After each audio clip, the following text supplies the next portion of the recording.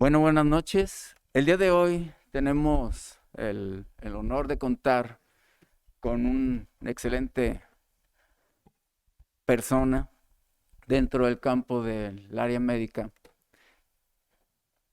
quien es el doctor Miguel Ángel Lutzow Steiner, quien es nuestro secretario de Salud y director general de los servicios de salud de San Luis Potosí, quien tiene su formación como médico cirujano y homeópata en el Instituto Politécnico Nacional, al igual que su especialidad en epidemiología con mención honorífica, realizado en la Universidad Autónoma de México, con una maestría en Administración Pública y Políticas Públicas, realizado en el Instituto Tecnológico y de Estudios Superiores de Monterrey. Su experiencia laboral realmente es muy importante, habiéndose realizado en la Secretaría de Salud Federal, estando como asesor de la Subsecretaría de Prevención y Promoción de la Salud y también como coordinador de asesores, donde desempeñaba las funciones de coordinar equipos de trabajo para el diseño, seguimiento y evaluación de programas y estrategias nacionales de salud pública, orientadas a la promoción de salud, la prevención y el control de enfermedades, fungir como enlace con los directores de servicios de salud de las 32 entidades federativas para el seguimiento y evaluación de los programas de prevención y promoción de la salud. El día de hoy, varios de ustedes pues ya saben que estuvimos trabajando en una encuesta para ver los problemas que estábamos teniendo sobre la baja consulta que teníamos tanto a nivel salud, del sector salud como del sector privado. ¿Y cómo podemos incrementar esta tanto en el control del niño sano como en el paciente con alguna comorbilidad o con algún padecimiento infeccioso? Entonces, al acercarnos con el doctor Lutzow, nos planteaba que ya hay algunas estrategias con las que se han estado trabajando por parte de la Secretaría de Salud y sobre todo la importancia de que ya nos convertimos o reconvertimos los hospitales normales a hospitales COVID y ahora viene la siguiente parte, que es pasarlos de los normales nuevamente, de los COVID a los normales, y ver las estrategias que en un momento el doctor nos hará favor de compartir al respecto de cómo se estará manejando hoy en día tanto esta reconversión de los hospitales como el regreso de nuestros niños y de nuestra población escolar a sus actividades. Bienvenido, doctor. Muchas gracias y todo suyo el escenario.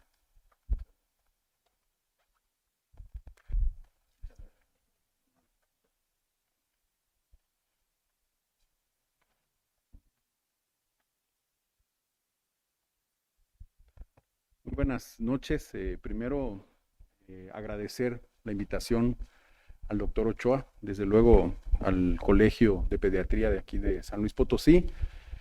La verdad es que es un honor estar aquí con ustedes. Es la segunda vez que tengo la oportunidad de estar aquí en este auditorio y me da mucho orgullo. Sé que esta es la máxima casa de estudios aquí en San Luis Potosí, al menos, bueno, en todas las áreas y bueno, particularmente en lo que a medicina se refiere, y la verdad es que es un honor estar aquí con ustedes. Qué bueno que las sesiones las llevan aquí. Y bueno, pues como bien lo decía el doctor Ochoa, es un tema relevante. Durante más de un año nos dedicamos a establecer espacios, establecer recursos y personas, actividades enfocadas al control de la epidemia. Y esto pues tuvo un costo, hemos tenido que pagar un costo. Sin duda, todo esto valió la pena porque estábamos atendiendo la prioridad número uno, era una enfermedad nueva, una enfermedad con cierta letalidad.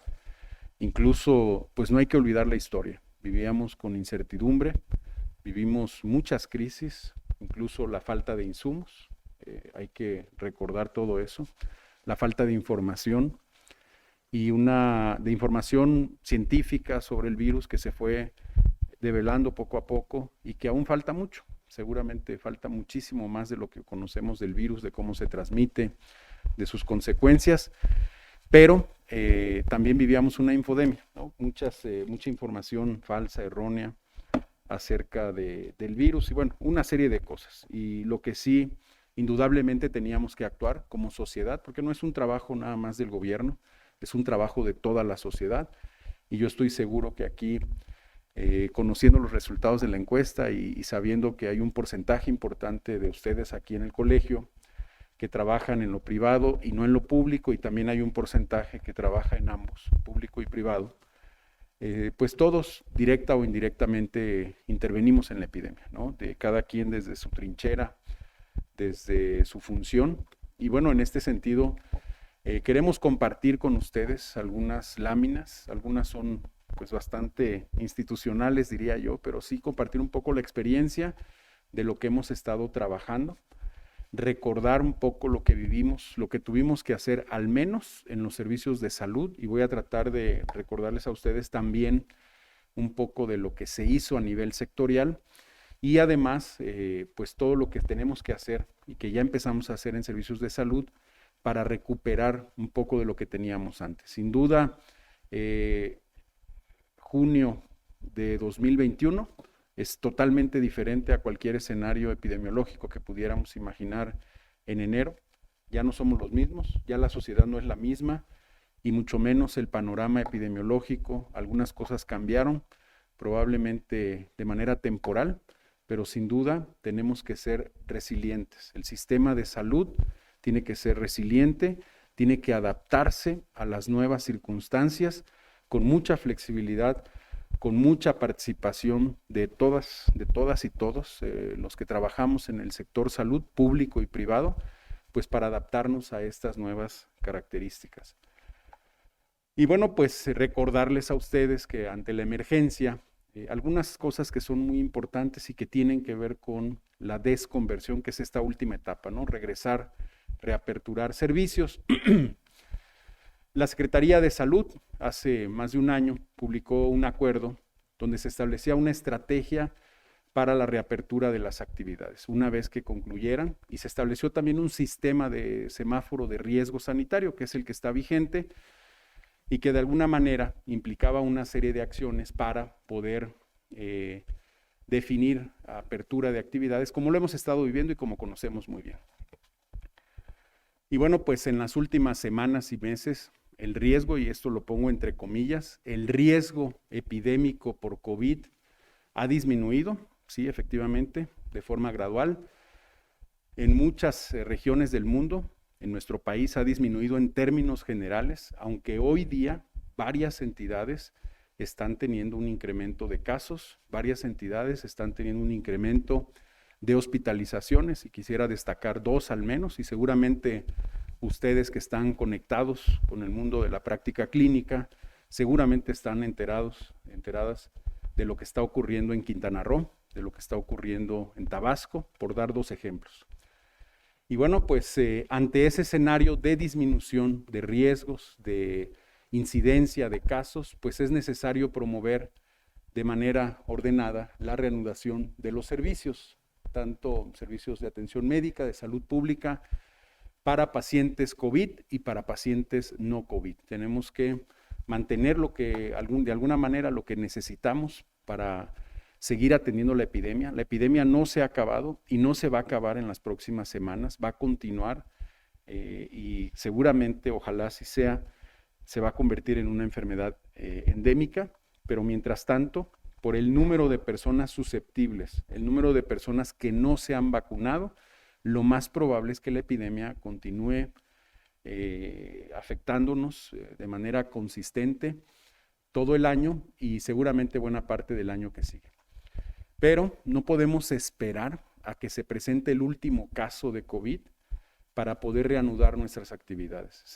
Nos enfocamos, nos esforzamos por atender la epidemia y esta no ha terminado ni va a terminar, pero tenemos que hacer un alto en el camino y hacer un esfuerzo para retomar aquellas acciones, actividades que de manera consciente, inconsciente, de manera directa o indirecta, se han disminuido, y esto tiene que ver con este plan de desconversión. Entonces, Se requieren acciones concretas que permitan la continuidad de la prestación de servicios, en lo que refiere al sector público, desde luego, pero también al sector privado, el fortalecimiento de las medidas sanitarias preventivas y de promoción de la salud. Ahí yo les podría dar algunos ejemplos dramáticos de lo que se ha disminuido en términos de atención médica. Tenemos algunos indicadores.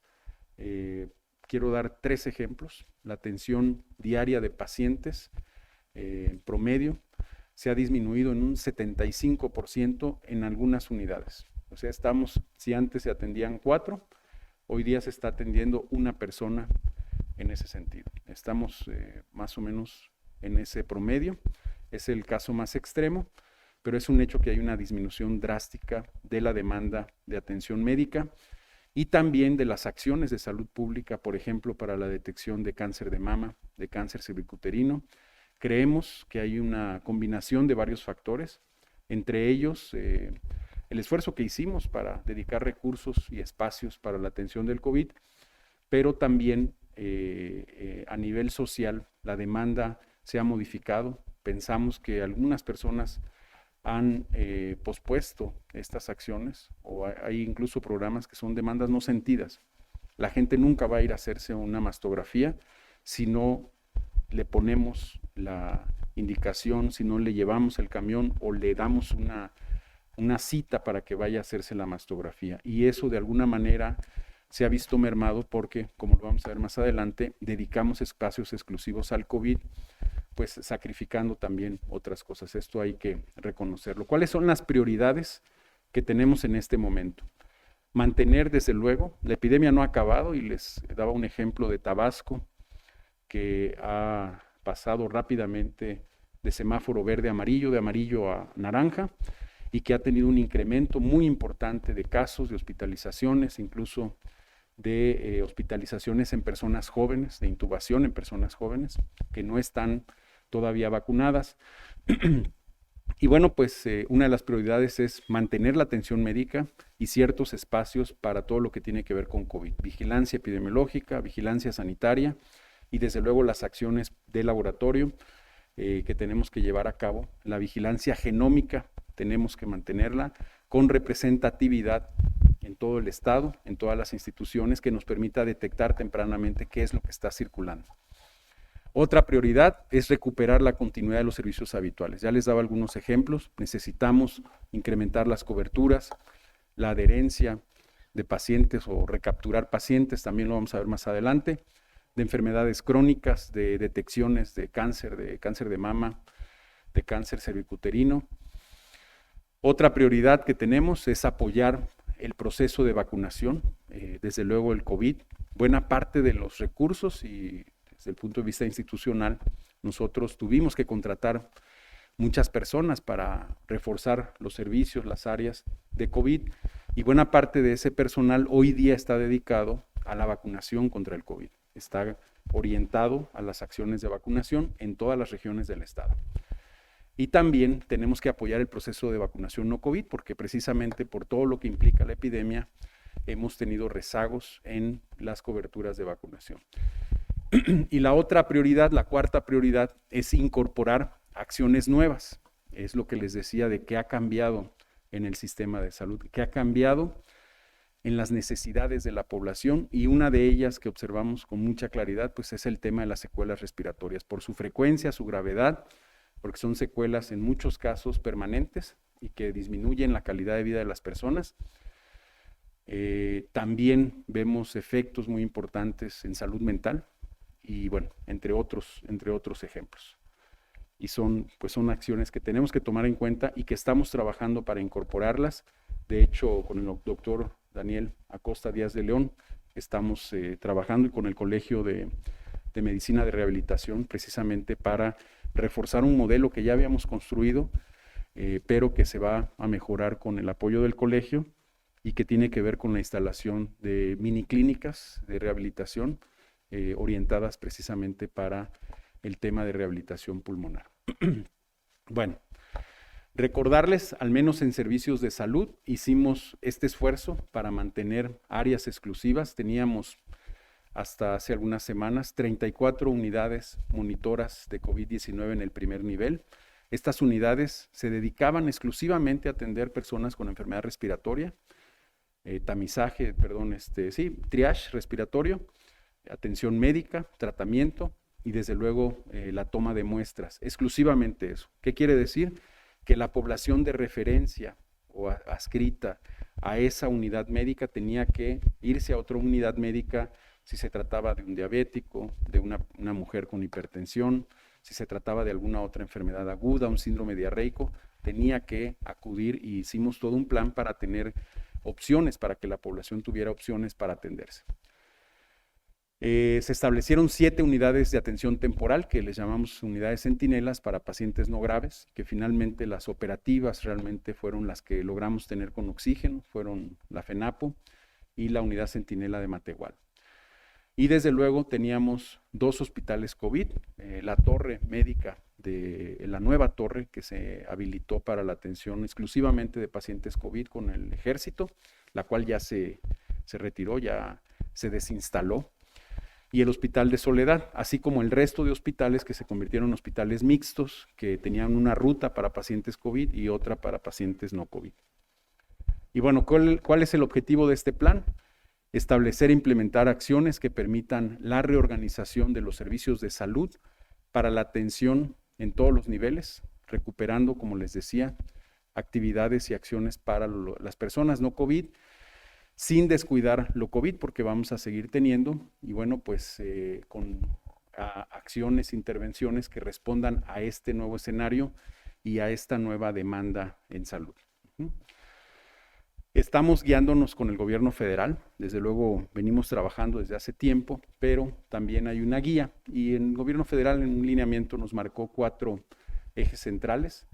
Vamos a hablar rápidamente de cada uno de ellos: coordinación sectorial, jurisdiccional y hospitalaria, y esto tiene que ver con la continuidad de los servicios, la organización, la vinculación que tiene que haber entre los diferentes niveles de atención, intervenciones de promoción a la salud y comunicación de riesgos, también para la prevención, atención de grupos vulnerables, que es una de las razones de ser de la propia Secretaría de Salud. Nosotros tenemos que enfocar esfuerzos hacia grupos vulnerables y desde luego sin descuidar el personal de salud. Es muy importante para nosotros.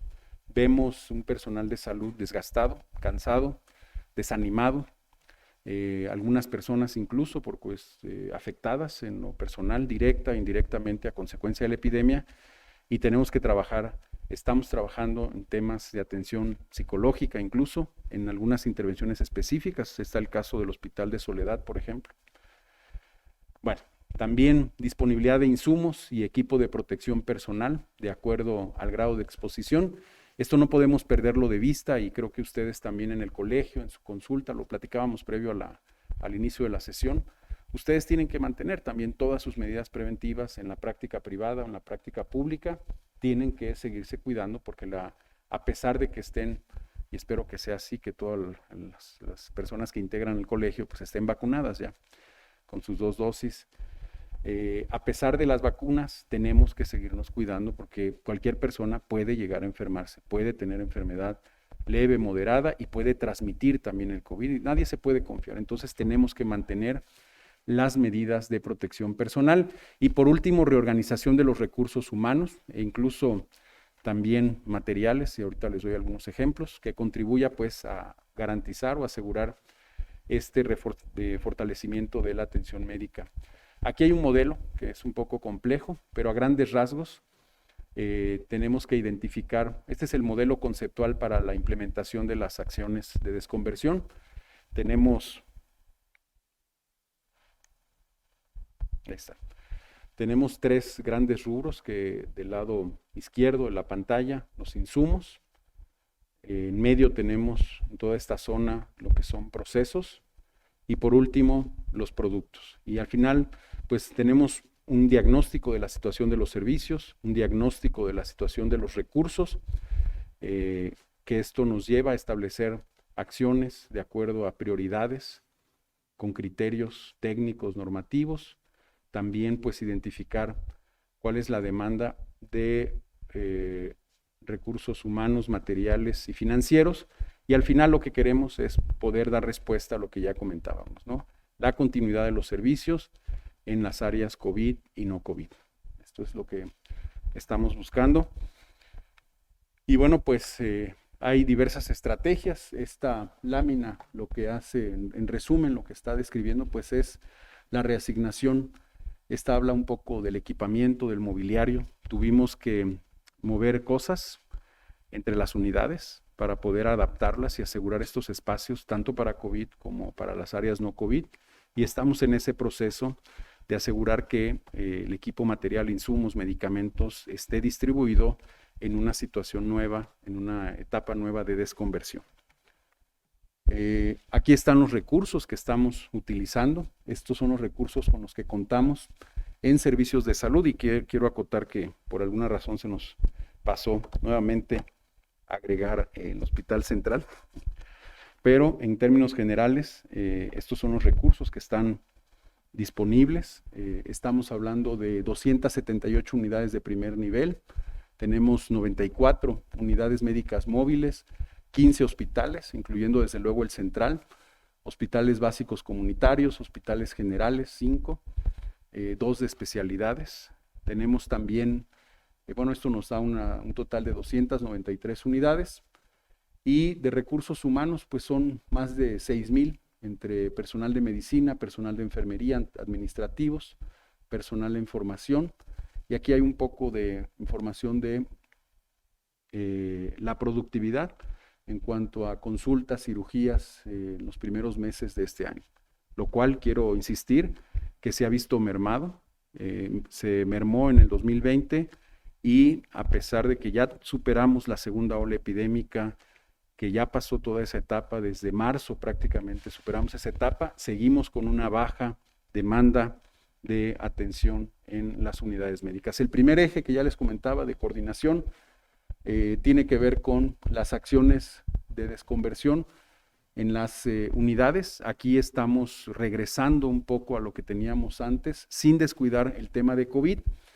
Estamos estableciendo 166 centros de salud que son habituales, y con un poco de lógica de representatividad están en proceso de adaptación 18 centros de salud que se van a considerar mixtos, que van a tener las 2 rutas, que van a poder atender pacientes respiratorios y pacientes habituales que no sean respiratorios. También van a poder tomar muestras y llevar a cabo acciones de vigilancia epidemiológica de acuerdo a criterios establecidos.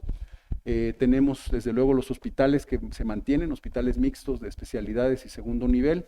Los hospitales básicos comunitarios también seguirán participando con atención mixta, y mantendremos por algunas semanas, y esperando lo que suceda en esta tercera ola epidémica ya reconocida en Quintana Roo, y seguramente se va a reconocer en Tabasco, esperando un poco a la expectativa, vamos a determinar el cierre ya definitivo de las unidades centinelas de Matehuala y de la FENAP. Bueno, ese es a grandes rasgos, es un esquema ahí que trata de representar, hay representatividad en las diferentes regiones de acuerdo a los recursos que tenemos en servicios de salud.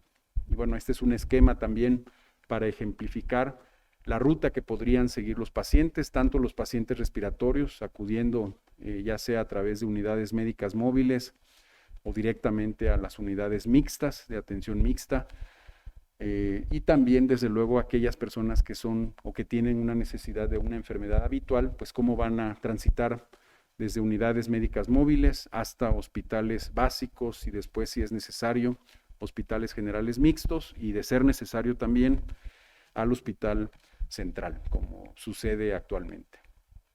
Y bueno, el segundo eje, que tiene que ver con intervenciones de promoción a la salud y comunicación de riesgos. Este es muy importante.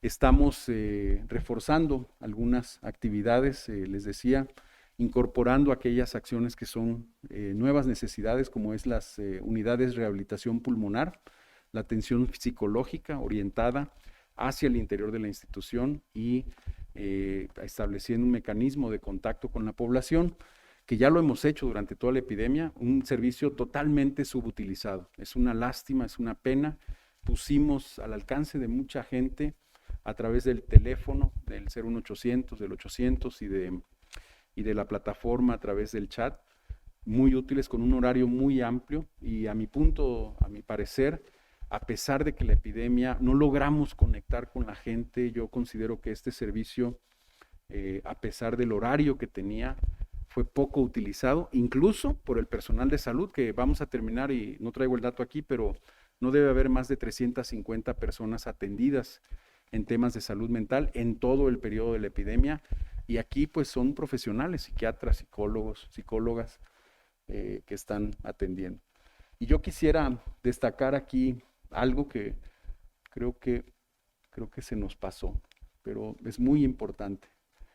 Primero, señalar esto que la OMS reconoce desde julio, cómo las enfermedades crónicas se vieron afectadas desde el comienzo de la epidemia, porque nos dedicamos al COVID, y esto pues por interrupción parcial o total de servicios, diferimiento, miedo de la población de ir a las unidades médicas. No sé si han observado esto ustedes. Hay mucho temor de la población para acudir a las unidades médicas. Hay todavía esta sensación de que se van a contagiar, de que no voy al hospital porque me voy a contagiar, no voy a consulta porque ahí hay muchos enfermos y me voy a contagiar. Esto en general nos lleva a establecer un ejercicio de comunicación de riesgos. Estamos trabajando para hacer una campaña con nuestras posibilidades, con nuestros recursos, donde le digamos a la población: ven, regresa, te necesitamos, te esperamos, queremos que regreses, aquí están tus medicamentos, tus detecciones, tenemos los recursos para atender enfermedades crónicas, lo que les decía de las detecciones, y convencer a la gente que regrese a las unidades médicas, que están sanitizadas, que están limpias, que el personal está listo para atenderlas. Esto es parte de este plan de reconversión y que tiene que ver con la comunicación de riesgos, y bueno, pues tenemos que asegurar una serie de elementos para poder recuperar esa confianza de la población en los servicios. Entiendo que en el sector privado ha pasado algo similar, lo comentábamos con el doctor Ochoa. Necesitamos mandar señales de manera sistemática a la población de que, bueno, se tienen que retomar muchas cosas. Disponibilidad de insumos y equipo de protección personal, ya lo comentamos, simplemente recordarles la importancia que tiene esto, y que, como decíamos antes de la plática, ya aprendimos mucho de la epidemia, ya sabemos qué se necesita, dónde se necesita, y tenemos que hacer un uso muy eficiente de estos recursos, porque esto lo vamos a necesitar durante meses, y sobre todo en unidades hospitalarias o en unidades donde se atiende pacientes COVID, determinar, que ya lo hemos hecho, qué necesita cada persona de acuerdo a su nivel de riesgo. Esto también va a ser importante para hacer un uso eficiente. Y de la reorganización de los servicios del personal, pues también es un tema relevante. No voy a entrar en detalle, pero se contrató personal, se reclutó personal que ya existía, de los diferentes personal de base, personal de honorarios, se contrató personal nuevo también y se redistribuyó para garantizar estos servicios. Y ahora tenemos que hacer un esfuerzo para regresar con este plan de desconversión y pues poder redistribuir el personal de salud para asegurar esta nueva etapa, asegurar los servicios en esta nueva etapa, y lo tenemos previsto en los diferentes niveles. Y aquí voy a comentar algo adicional del Hospital de Soledad, que deja de ser un hospital COVID 100%, se convierte en un hospital mixto, que está en un proceso de adhesión al INSABI y que estamos en vías de pues establecer ya los servicios. De hecho, hoy o mañana se van a ingresar algunos pacientes ya. Tenemos el propósito de que durante este mes se empiecen a restablecer algunos servicios, los básicos. Con el apoyo del INSABI, eventualmente tendríamos un servicio adicional de traumatología, con la finalidad pues ya de recuperar. Tendríamos un piso de respiratorios y el resto del hospital sería un hospital mixto que estará dando servicio, como lo hacía antes de la epidemia, a toda la población sin seguridad social. Esto es muy interesante porque además se van a cubrir las plazas por parte del INSABI. Estamos buscando internistas, pediatras, diferentes categorías. Está abierta la bolsa de trabajo por si alguien está interesado con esta finalidad. Bueno, este es para el Hospital de Soledad, con recursos de la Federación a través del INSABI. Muchas gracias.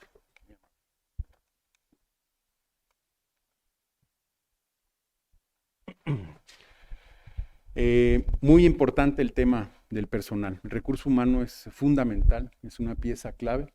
Desde luego tiene que haber capacitación, reorganización que ya les comentaba, el tema de la salud mental y sobre todo el empoderamiento. Necesitamos reactivar al personal en una unidad médica de primer nivel, en un hospital, en donde esté, que se empodere, que reconozcamos el esfuerzo que hicimos para la epidemia, pero que tenemos que reactivarnos, tenemos que poner unas pilas y atender lo que viene, que es un poco lo que les decía de la resiliencia, que es la capacidad de adaptarnos a esta crisis y salir adelante con los recursos que tenemos. Y bueno, pues hasta ahí el primer tema. El doctor Ochoa amablemente nos había comentado la posibilidad de hablar también del retorno a clases. No sé si sea prudente de una vez hacerlo, doctor. ¿Sí? Bueno, pues San Luis Potosí, como muchos estados de la República Mexicana, bajo 3 condiciones, regresa a clases presenciales. Ahorita vamos a revisar los números. Semáforo verde es una característica. Personal vacunado, es un regreso gradual, escalonado y sobre todo voluntario. Son las famosas 3B, verde, vacunado y voluntario. Es un proceso voluntario. Debe haber una serie de requisitos, al menos aquí en San Luis Potosí se establecieron por lo menos 10 requisitos. El comité participativo, protocolos que son a cargo de la COEPRIS y de los servicios de salud. Deben de tener las escuelas agua, jabón y baños funcionando, es un requisito indispensable para el retorno a clases. Y una carta de corresponsabilidad firmada por padres de familia, padres y madres de familia. Estos son los datos del retorno a clases. Estamos hablando de las escuelas que ya anunciaron, que ya se registraron y que señalaron que van a regresar a clases. Algunas ya lo hicieron desde el pasado 7 de junio y ya muchas incluso puede ser que días anteriores ya hayan iniciado a clases, pero que ya cumplieron con los requisitos que ya revisamos. Son 1,884 de educación básica y 140 de media superior. La N total de básica son 8,294 y de media superior y superior es de 596. Esto nos lleva a un total del 15% de las casi 9,000 escuelas que tiene el estado de San Luis Potosí, ¿no? Esto es información pública que se está actualizando y en la medida en que las escuelas van cumpliendo con los diferentes requisitos, pues va a continuar esta apertura. Desde el punto de vista sanitario, este es uno de los elementos más importantes. Los filtros. Es un filtro para toda la comunidad educativa, no nada más para los niños y niñas, es para toda la comunidad. Si alguien en casa se siente mal, está enfermo, ya sea un maestro de intendencia, quien sea que participe en esa comunidad, pues en vez de ir al trabajo, en vez de ir a la escuela a tomar clases, pues tiene que quedarse, buscar atención médica, aislarse, lo que corresponda. Ese es el primer filtro. Uno de las causales de brotes en empresas es que la gente minimiza los síntomas respiratorios y se presenta a trabajar sin las medidas y genera contagios en sus áreas de trabajo. En las escuelas también el segundo filtro, evitar que personas ingresen con datos respiratorios, sobre todo con fiebre, que es lo más evidente que se puede corroborar. Y bueno, para esto se han establecido también acciones de capacitación y los comités y las escuelas tienen que contar con los insumos para hacer estos filtros. Y por último, en el salón de clases, nosotros sabemos que la enfermedad puede ser evidente en cualquier momento del día. Una persona puede amanecer bien, pasar el primer filtro, el segundo filtro y a las 12 del día decaimiento, aumento de temperatura. Y si en ese momento se detecta que alguien no está bien, pues también se aplica el protocolo. Si cumple los criterios, pues se considera caso sospechoso y bueno, también hay que estar pendientes de este filtro y desde luego antes de entrar al salón, en cada aula, se va a verificar la condición de salud, sobre todo la fiebre de cada alumno, de cada alumna. Y bueno, esta es la estrategia que se ha establecido para evitar un retorno masivo. Las personas van a regresar en escuelas, en la gran mayoría de las escuelas, es una asistencia escalonada. lunes y miércoles, una fracción del grupo, el 50% en general, martes y jueves la segunda parte del grupo, y el viernes será dedicado a reforzamiento para alumnos. Esto es lo que estableció la CEGE aquí en San Luis Potosí y el sistema educativo regular. Y en algunas escuelas que son rurales, que son multigrado, donde a lo mejor el grupo es de 5 personas, de 10 personas, pues estas van a regresar completas y van a regresar todos los días, ¿no? Esas son, aquí están los escenarios desde el punto de vista de riesgo epidemiológico. El escenario 1 es donde no hay casos sospechosos y la escuela, así como el semáforo, pues están en verde y continúan las actividades. Quiero comentarles que hasta el día de hoy, hasta hace rato, no habíamos recibido ningún reporte de casos sospechosos dentro de una comunidad escolar. Es algo bueno, pero también es muy pronto porque sin duda va a suceder. Desde el punto de vista estadístico de probabilidad va a suceder y vamos a tener que aplicar los criterios que están señalados de izquierda, en el escenario 2, cuando hay una persona, un estudiante, un docente que está con datos de enfermedad respiratoria, pues la acción inmediata es suspender las clases presenciales en el grupo nada más. Y cuando hay un escenario 3 en rojo, es cuando un estudiante docente ya tiene confirmación o cuando dos o más personas, es un brote, aunque sea sospechoso, también están en esas condiciones, también se va a suspender las actividades presenciales y esto ya es una suspensión para toda la escuela y tendría que ser evaluado seguramente por 14 días y dependiendo de las condiciones que se vayan detectando, pues en un momento dado se retomaría las actividades presenciales.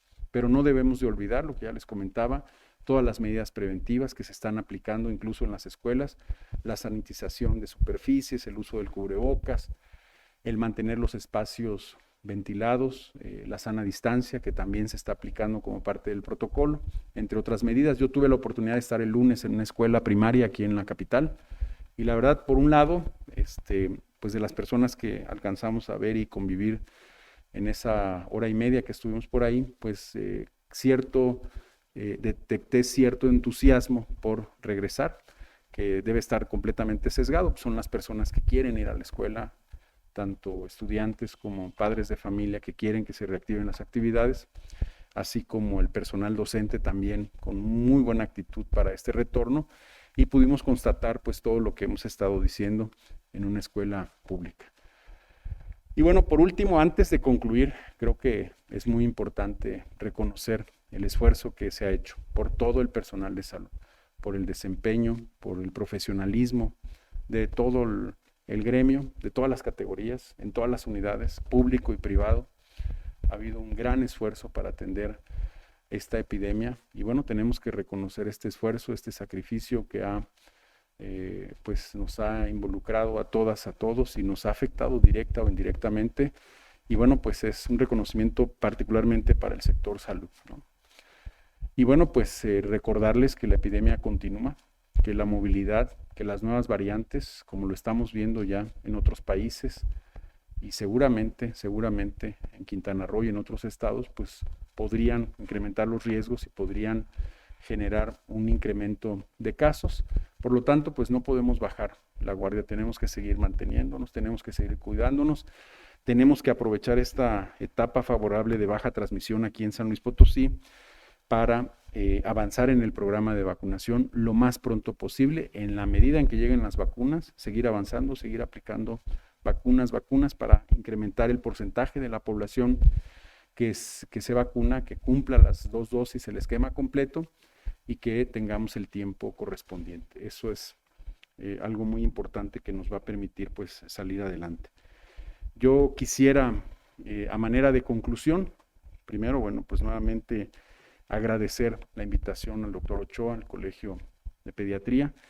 Quisiera decirles que pues tenemos que continuar, tenemos que ir para adelante en términos de la atención de la epidemia, desde luego, pero también en términos de las acciones que tenemos que llevar a cabo para reconquistar a la población, reconquistar a la gente que eran usuarios habituales, que en este momento no están llegando, por la razón que sea, tenemos que llevar a cabo acciones y la propuesta que estamos haciendo en servicios de salud es esta campaña de riesgos para incentivar, para motivar internamente al personal de salud y a la sociedad a la que nos toca a nosotros, que son las personas sin seguridad social, pues para que regresen, que confíen en la institución y que confíen en el personal de salud y que abatamos este miedo, por un lado.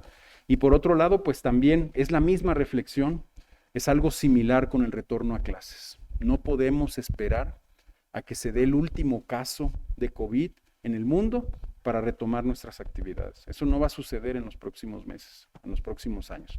Tenemos que aprender a vivir con el virus, tenemos que aprender a convivir con el virus, con sus mecanismos de transmisión, siendo responsables, tenemos que ser muy responsables, sistemáticos. Y yo les decía, incluso en esa escuela, no se vale que cuando vienen a la escuela, pues sí, todo el mundo se cuida, se usan las medidas preventivas, se ponen el cubrebocas, pero saliendo de la escuela, el niño o la niña se quita el cubrebocas con el visto bueno de los papás, se van a comprar unos chicharrones y se van todo el camino de regreso a la casa sin cubrebocas. Eso no lo debemos permitir.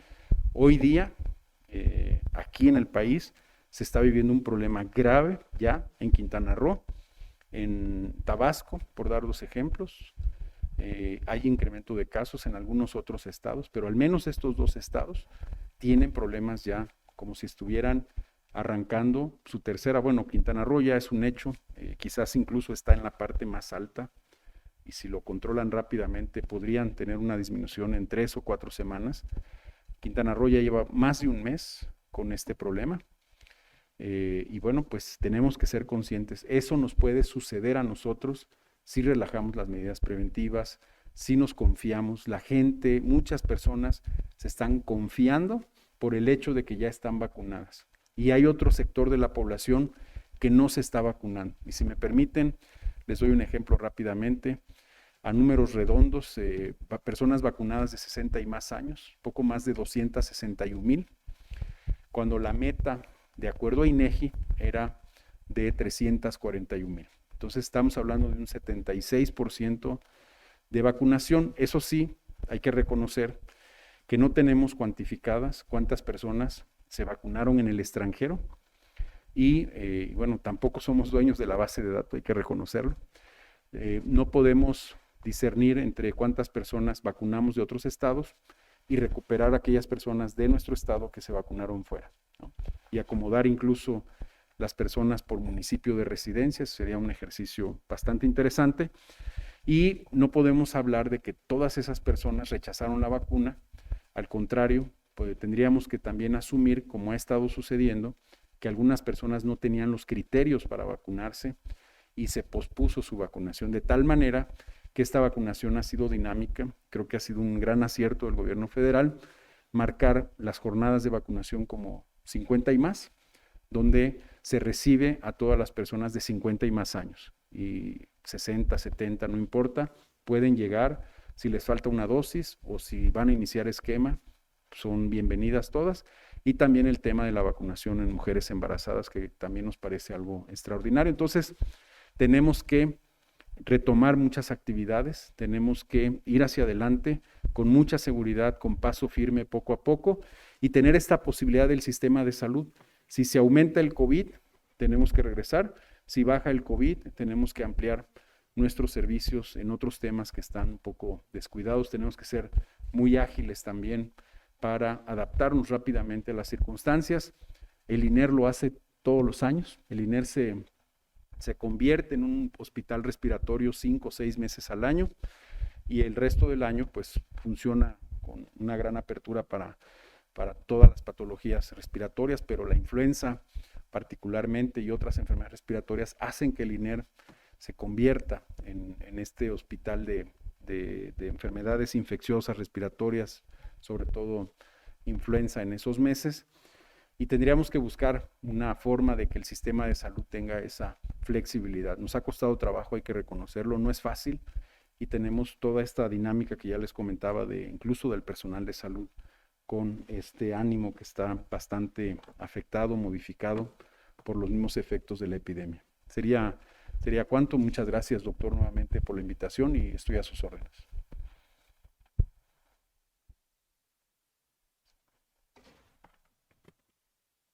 Bueno, ¿sí se escucha? Pues muchas gracias, doctor. Tenemos personal aquí en el auditorio y también en línea a través de 2 plataformas. Las preguntas que requieran hacerse, por favor, pudieran a través de los chats, si nos los pueden mandar. Y no sé si alguien de aquí del auditorio tiene alguna pregunta en particular. Sí, una pregunta nada más. ¿Qué pasa con los hospitales privados y la capacidad instalada que tenían desde el punto de vista de la autoridad? Bueno, pues los hospitales privados, de hecho, trabajamos muchísimo con ellos hace más de un año. Tuvimos una respuesta muy favorable con muchos de ellos y muchos hospitales privados destinaron espacios exclusivos para el COVID. No tantos como hubiéramos querido. Desgraciadamente la infraestructura no es tan amplia y no la tenemos disponible en todo el estado. Creo que hay un área de oportunidad el incrementar esta infraestructura. Fueron pocas camas, al final de cuentas. Tuvimos una saturación, rápidamente se habían saturado los servicios privados, incluso cuando teníamos disponibilidad de camas en hospitales públicos, los hospitales privados seguían saturados, ¿no? Pero sí se agradece y se reconoce el esfuerzo que hicieron muchos de ellos. Quisiera citar el caso de un hospital, para no hacer comerciales, que destinó pues prácticamente todo el hospital, ¿no? El EMS. Eso fue un bastión para nosotros, fue una gran decisión y que agradecemos como sistema de salud porque hay que dar atención a todas las personas y hay personas que tienen capacidad de pago, hay seguros médicos y eso también nos ayuda como sistema para atender al 100% de las personas que requieren. Pero en las crisis hubo gente que se fue del estado a atenderse, ¿no? Hubo gente que nosotros incluso apoyamos de alguna manera para que se moviera, para que tuviera atención. Familias arraigadas aquí en la capital pues tuvieron que irse a atender, por ejemplo, a Ciudad Valles, buscando un espacio privado, que es válido totalmente, ¿no? Yo lo que he percibido, doctor, es que siguen los servicios, pero sí hay a la medida que ha disminuido la demanda por COVID, se han disminuido también los espacios para COVID y están aperturando otras actividades, otros espacios para retomar las actividades. Entonces, creo que es totalmente válido. Y cuando hablamos de esta resiliencia, pues también pasa por los hospitales privados. También tienen que tener esta capacidad de abrir y cerrar, de poder dar una respuesta también a sus usuarios, a sus usuarias, en la medida en que pues tienen una población también de influencia que está esperando poder ser atendidos y que pues la epidemia va a continuar para todas las personas, ¿no? Toda la sociedad, seguros médicos para cualquier persona y las necesidades pues ahí van a estar presentes, ¿no? Sí, doctor. Muy bien, doctor. Tenemos otra pregunta. Buenas noches. Buenas noches. Soy la doctora Otilga Alicia del subcomité COVID de la Facultad de Medicina.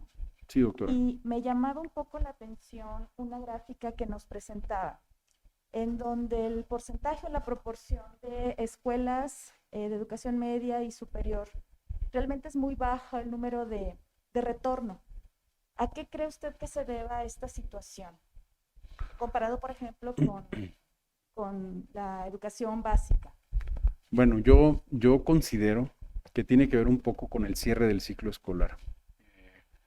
La educación básica tiene una fecha ya definida por la Secretaría de Educación Pública hasta el 9 de julio y creo que un mes es bastante razonable para hacer esta especie de laboratorio, de experimento, de ver qué pasa. Estamos de veras muy atentos a lo que pueda ocurrir en las siguientes semanas con el comportamiento de la epidemia, pero en media superior, sobre todo en superior, yo creo que la temporalidad es diferente y quizás no había mucho sentido en iniciar clases cuando ya los semestres estaban terminando en línea. Esa es mi percepción personal, yo no me dedico al sector educativo, pero seguramente habrá algunas otras razones, pero yo veo como esa bastante cercana a lo que podría estar sucediendo. Pues ya vamos a acabar en línea, terminamos en junio, porque normalmente terminan un poco antes, o las dinámicas son diferentes, a veces el periodo de exámenes y todo esto ya es como semipresencial, y ya no tendría caso tener este retorno masivo. También tengo otra curiosidad y un poco preocupación o inquietud. Bueno, particularmente aquí en la facultad, pues bueno, nuestros alumnos en cierto grado empiezan a tener un contacto mucho más directo con pacientes. Ahorita, bueno, ha estado muy restringido. Sin embargo, tenemos la preocupación de qué tanta posibilidad va a haber en un futuro cercano, muy cercano, estamos hablando del siguiente ciclo escolar, que estos estudiantes, y no nada más los estudiantes de del área de la Facultad de Medicina, sino en general estudiantes del área de la salud, dígase estomatólogos, en ciencias químicas, enfermería, incluso estudiantes de posgrado que trabajan en proyectos que tienen mucho contacto con pacientes o incluso tienen que estar asistiendo al hospital. Claro. ¿Qué posibilidades reales hay de que estos estudiantes puedan recibir o puedan ser incluidos en los procesos de vacunación?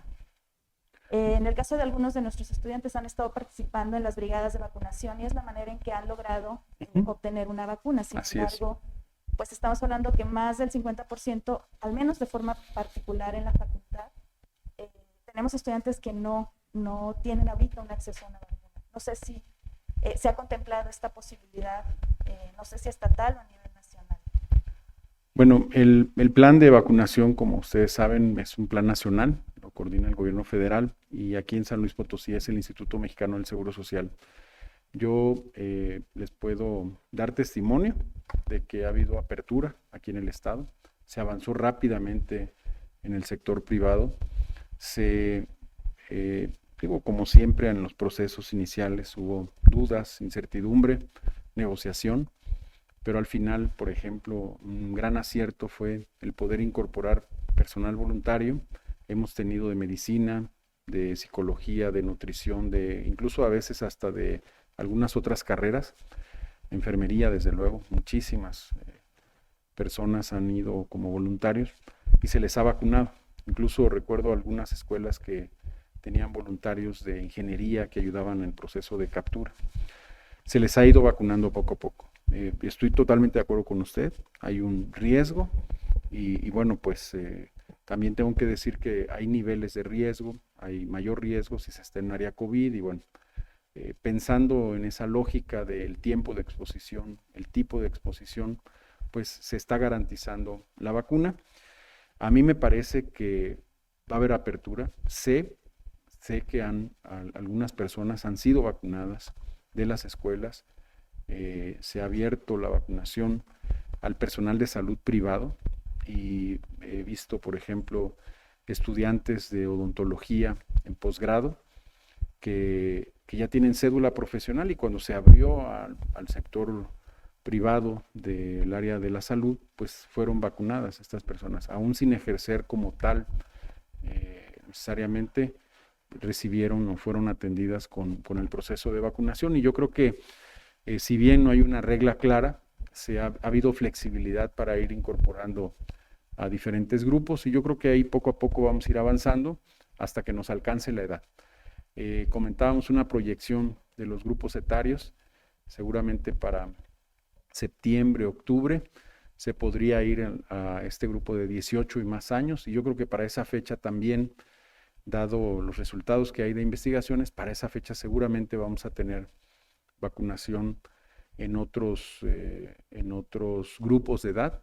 Esperamos sin duda que la COFEPRIS pueda autorizar también vacunación en menores, como se ha estado dando ya en algunos países. Desde el punto de vista biológico, desde el punto de vista fisiológico, pues no hay razón para que esto no sea así, y además ya hay experiencia en otros países, incluso, si no mal recuerdo, de 12 años a 15 años, Canadá, Estados Unidos, y comentábamos hace rato Uruguay también ya.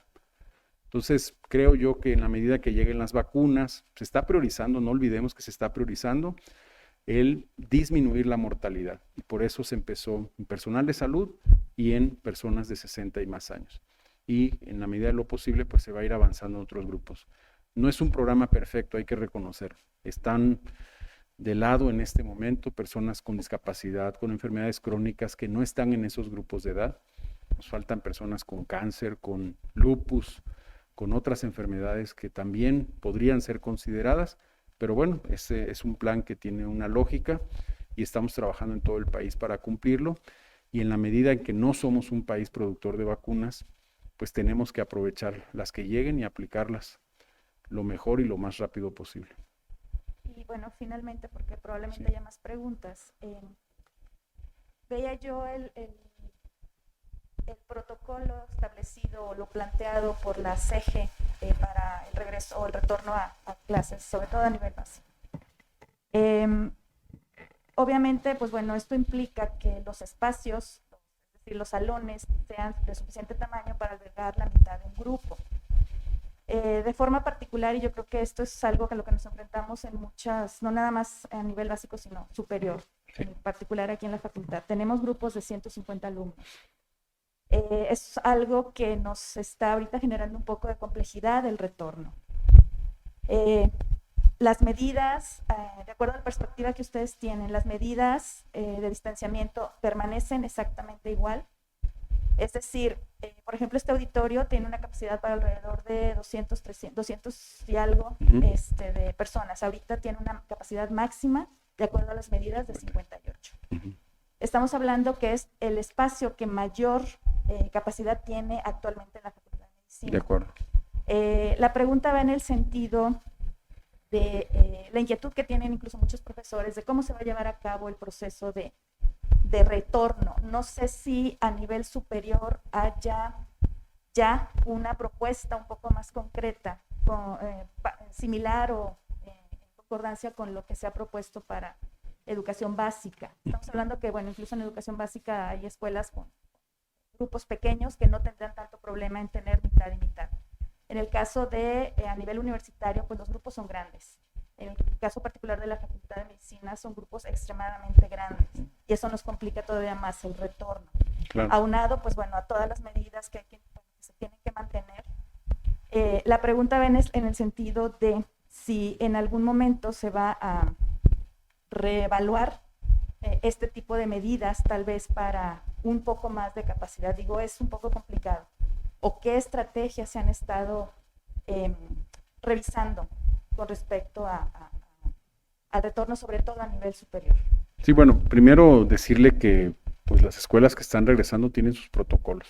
La Universidad Autónoma de San Luis Potosí desde hace meses ha estado trabajando, tiene sus protocolos establecidos, y yo creo que aquí son situaciones muy particulares donde se tendrían que buscar estrategias locales, decimos nosotros, estrategias específicas para poder identificar qué materias son, de qué manera se fraccionan los grupos o esa materia se mantiene semipresencial o a distancia. Es decir, habría que ir tomando decisiones en la medida en que podemos avanzar en otros temas. Digo, está fantástico ahorita el clima y la opción de que estén completamente abierto el auditorio, yo creo que es muy bueno. Me imagino que en una sesión académica pues tendría que ser así, ¿no? Tendría que estar ventilado, abierto, y eso ayudará. No sé, buscar algún otro espacio para esas materias, pasarlas al sábado. Tendrían que buscar ustedes esta adecuación a los protocolos. Estoy convencido de que sigue siendo de alto riesgo el de estar en un espacio cerrado con mucha gente, eso no hay duda, no va a cambiar en los próximos meses, y algo que tenemos que tener mucha precaución es el momento en que la gente se quita el cubrebocas. Nos quitamos el cubrebocas para comer, para convivir, y mucha gente, el riesgo va a ser en el aula, pero muchas personas cuando se vayan a la esquina a tomar un café o al restaurante que está aquí enfrente, eso también es de riesgo y eso también hay que transmitírselo. Lo que les decía hace rato, no nada más es en la escuela, sino fuera de la escuela. Brotes, el primer brote que tuvimos en Ciudad Valles, en el Hospital General de Ciudad Valles. Más de 100 personas se contagiaron en 3 semanas, 3, 4 semanas. Y los factores de riesgo que considerábamos más importantes era que en el vestidor, antes de ir a la sala COVID, se quitaban el equipo de protección personal y mientras se cambiaban o convivían 10, 15, 20 minutos, estaban sin el equipo.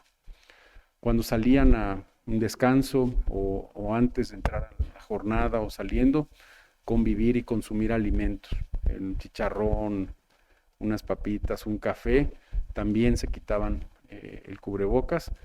Y al salir del hospital detectamos ahí, es anecdótico, pero es importante porque hubo brotes específicamente asociadas a personas que compartían el mismo vehículo, decían de municipios o de colonias específicas, decían, no, pues a mí me toca llevarlos hoy, y pasaba por 3 personas y al final de la jornada los regresaba.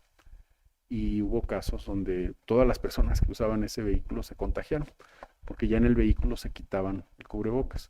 Entonces tenemos que ser flexibles, sí lo entiendo, a lo mejor en algún momento dado, si se dan las condiciones, si ya hay una parte de los alumnas que ya están vacunadas, pues a lo mejor podemos subirle al 70%, si es a lo que usted se refiere, siempre y cuando pueda estar bien ventilado o buscar otro espacio más grande.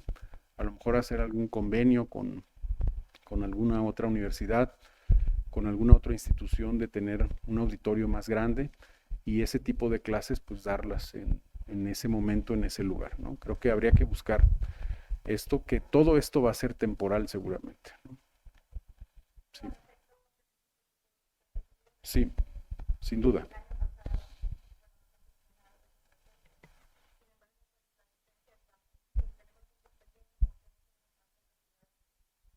Ya. La pregunta iba en el sentido de que pues a final de cuentas el siguiente semestre ya la intención es tener la presencial. mayor presencia de alumnos. Entonces, Sí. La pregunta iba en el sentido de saber si de forma particular o un poco más definida hay estrategias que se puedan proponer, que nosotros podamos incluso adaptar. Nosotros tenemos nuestros propios planteamientos, sin embargo, bueno, era importante saber Sí, si nosotros, existía algo más sí, específico. nosotros hacemos recomendaciones generales y desde luego que cada institución tiene la posibilidad de adaptarlas, de cruzar con sus escenarios y buscar alternativas. Yo estoy seguro que la Universidad Autónoma de San Luis Potosí tiene otros auditorios más grandes que este y que a lo mejor eventualmente se podría combinar, a lo mejor en los primeros meses en lo que llegamos a la vacunación de 18 y más y que se concluya ese proceso de vacunación, buscar alguna alternativa para tener un espacio más seguro. Bueno, gracias. Una pregunta, no sé qué tan útil sería a lo mejor en este ejercicio de aquí a julio, que salen los pocos que se integraron al regreso a clases, poder hacer una especie de monitorización con pruebas rápidas o no rápidas para ver si hay transmisores asintomáticos y que eso sirva de antecedente para los meses de invierno en donde probablemente pues, se vuelva a ver nuevamente una sindemia. Sí, sin duda es un tema muy importante. Nosotros estamos en un proceso de establecer un pequeño estudio con el IPICIT y la Secretaría de Educación. Hemos trabajado ya en un estudio con otro objetivo y bueno, esto está en pláticas, esperamos poderlo aplicar antes del 9 de julio, pero sí se ha estado trabajando con ellos, hay algunos avances y la intención es hacer un pequeño monitoreo para tratar de entender cuáles podrían ser las dinámicas de transmisión. Desde el punto de vista epidemiológico, a nivel masivo, aparentemente, la transmisión entre menores de edad hasta el momento no es relevante como un problema de salud pública por la frecuencia en la que se dan las complicaciones. Obviamente yo no quiero que a mis hijos les dé esta enfermedad inflamatoria sistémica, creo que nadie quiere eso, pero la incidencia es muy baja, ¿no? Entonces, sin duda hay que tener todas las precauciones y este tipo de estudios nos van a ayudar a tener más información para entender cómo se dan las dinámicas de transmisión y poder reforzar algunas medidas. Esto yo lo decía con todo respeto porque sé que está la salud y la vida de muchas personas en juego, pero es una especie de experimento social lo que estamos viviendo estas semanas en las escuelas. Desde luego que estamos en estrecha comunicación con las autoridades educativas. Hay la posibilidad de atender rápidamente cualquier caso sospechoso y alrededor del caso se van a hacer las investigaciones y el estudio de brote, ¿no? Para ver si hay más casos y dónde se pudo haber contagiado, si hay adultos o si fue en la escuela o si fue fuera de la escuela. Todo eso se va a estar analizando. Les decía, hasta el momento no hay, pero es una posibilidad y por estadística seguro va a ocurrir y tenemos que ver todo esto desde una perspectiva global para ver cómo vamos a mejorar el proceso. Nosotros consideramos que si avanza la vacunación y el resultado es aceptablemente satisfactorio en estas 4 semanas, seguramente las autoridades federales van a promover un retorno masivo a clases en agosto. Seguramente. Y tenemos que estar preparados. Hay algunas otras preguntas, más o menos todas están relacionadas, en donde se insiste un poco en de los menores de 18 años, como para cuándo estarán contemplados en el esquema de vacunación. Y cuando regresen a las escuelas públicas, ¿qué niños escogerán para que puedan regresar o no puedan regresar a estas? Bueno, primero del esquema de vacunación, primero se tiene que dar la autorización por la COFEPRIS, que determine vacuna por vacuna si se puede aplicar o no en menores. Eso es el primer paso y una vez que esto se dé, pues la Secretaría de Salud Federal estará enviando a los estados la vacuna suficiente para ampliar esos grupos de población. Esto yo creo con mi experiencia, lo que hemos vivido estas semanas, estos meses, yo creo que sí se va a dar, se tiene que dar este año, pero se está trabajando en las personas que tienen mayor riesgo de enfermedad grave y muerte.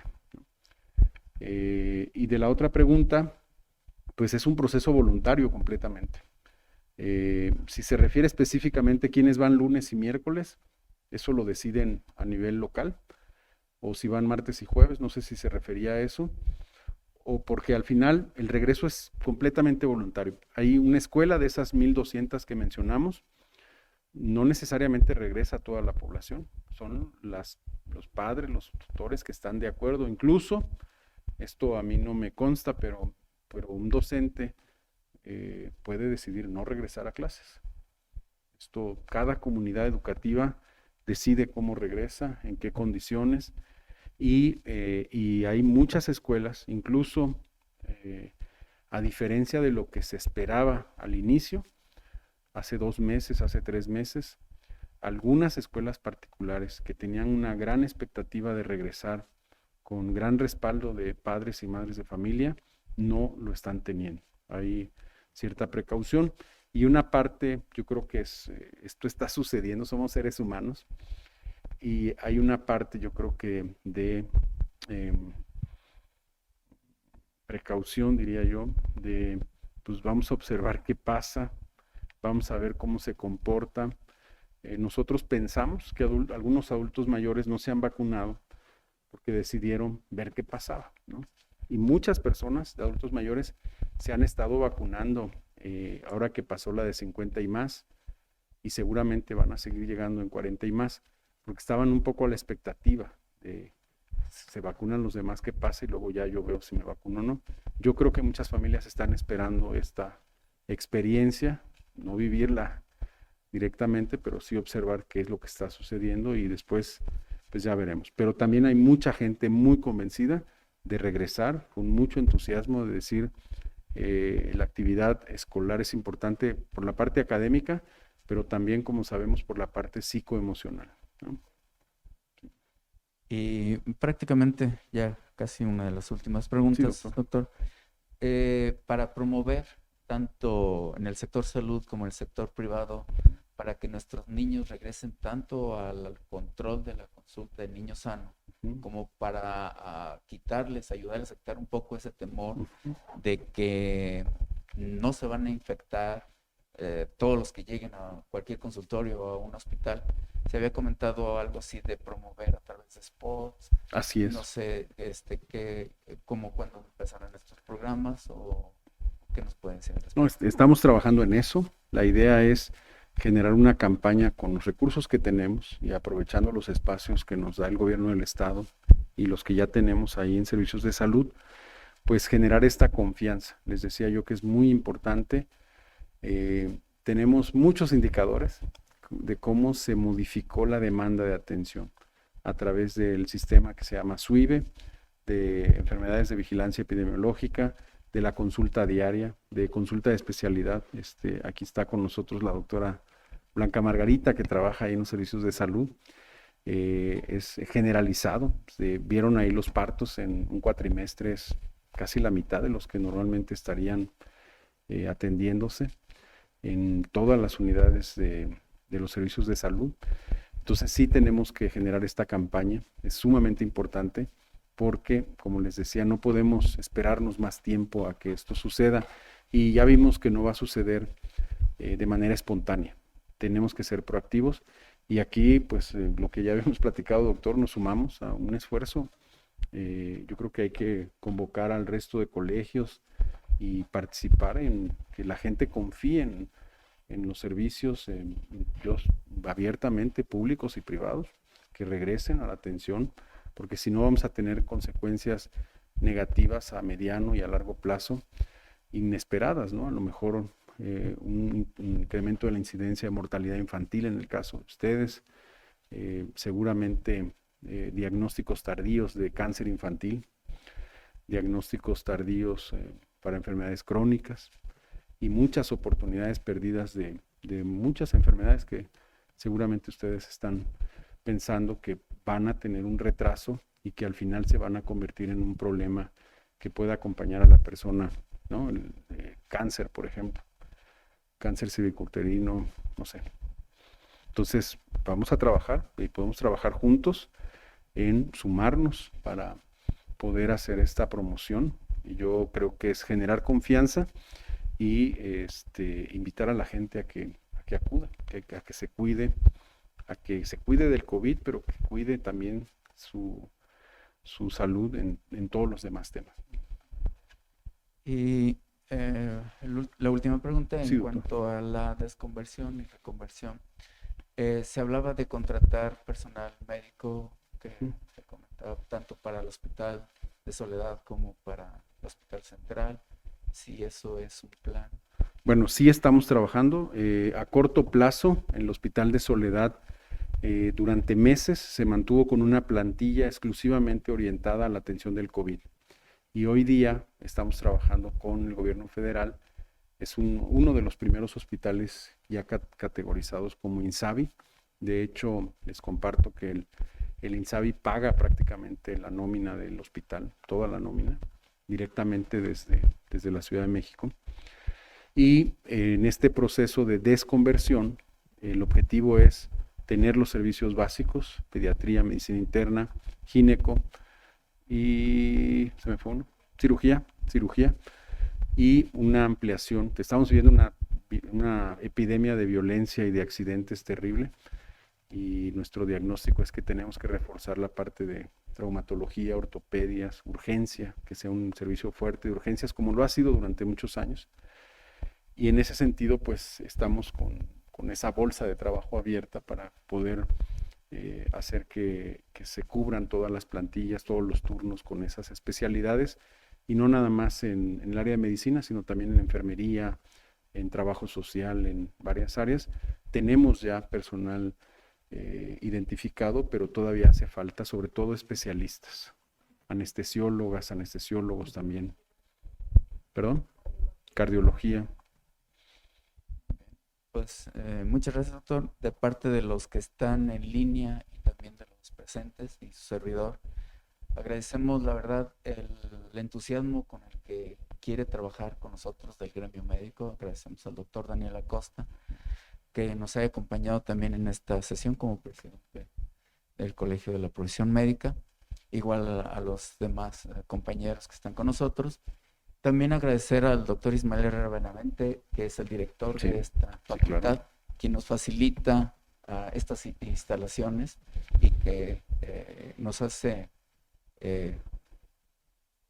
exaltar este tipo de pláticas, sobre todo con gente de su nivel, doctor. No, muchas Agradecemos gracias. de parte de todos su ponencia y su tiempo invertido para la pediatría y para informarnos sobre estos temas tan relevantes hoy en día. Muchas gracias, doctor. No, hombre, Y muchas ánimo. gracias. No, si me permites, muchas gracias. Pues no, yo sí quiero agradecer la invitación, doctor. Nuevamente es para mí un honor estar aquí con ustedes y sobre todo el que podamos tener un diálogo. Creo que al final coincidimos, ¿no? Tenemos objetivos comunes y aunque trabajamos en instituciones o en áreas diferentes, pues compartimos muchos objetivos y yo creo, estoy convencido, doctor, que el trabajo en equipo es mejor. Siempre es mejor sumar, siempre es mejor acompañarnos, entendernos. Lo hemos tratado de hacer con el doctor Daniel. Creo que hay muchísimas áreas de oportunidad. Los servicios de salud estamos ávidos de poder intercambiar, de poder sumar esfuerzos y de trabajar juntos para tener un sistema de salud sólido, fuerte. Y cuando hablamos del sistema de salud, hablamos de todo el sector, desde incluso la investigación, la formación, la actualización también del personal, desde luego tener unidades médicas, en nuestro caso, pues que tengan las plantillas completas con todos los recursos. Es un reto enorme, pero bueno, si trabajamos juntos podemos buscar alternativas y podemos identificar ciertas áreas, como lo estamos haciendo con el Colegio de Medicina y Rehabilitación, donde podemos pues tener un ganar-ganar incluso, doctor. Eso es lo que estamos buscando y bueno, siempre se agradece estas oportunidades y que tengamos pues un diálogo también frontal y transparente, ¿no? Para buscar estos objetivos. Así que muchas gracias nuevamente y gracias por la invitación a todos y todas. Muchas gracias. Muchas gracias. El Colegio de Pediatría le entrega primero lo más Órale, relevante. No se cree. Órale, muchas gracias, Esa es la doctor. Qué constancia bárbaro. Sí, de parte del colegio. Muchas gracias. Y doctor. eso es para que Muy lo amable. comparta con sus... Pues con las personas con que la persona hicieron que la- está a su derecha. No, muy bien, me Y parece ya si bien. queda alguien de ellos, pues bueno. Con las adelante. personas que ayudaron a hacer la presentación, ¿verdad? Sí, y con esto. También con Blanquita. Pues bueno, pues muchas gracias. Y con esto damos por finalizada la sesión correspondiente al mes de junio del Eso. Colegio de Pediatría. Muchas gracias. No, hombre, Buenas muchas noches. gracias. Muy amable, doctor, muchas gracias. Te lo agradezco.